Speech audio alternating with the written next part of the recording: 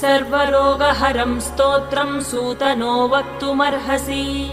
श्रीसूत उवाच शृणुध्वं ऋषयः सर्वे नैमिषारण्यवासिनः तत्त्वज्ञानतपोनिष्ठाः सर्वशास्त्रविशारदाः।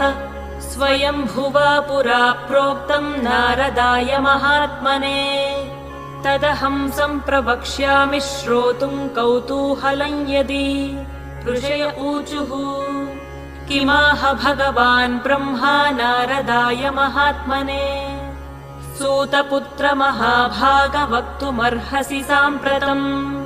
श्रीसूत उवाच दिव्यसिंहासनासीनं सर्वदेवैरभिष्टुतम् साष्टाङ्गं प्रणिपत्यैनं ब्रह्माणं भुवनेश्वरम् नारदः परिपप्रच्छ कृताञ्जलिरुपस्थितः।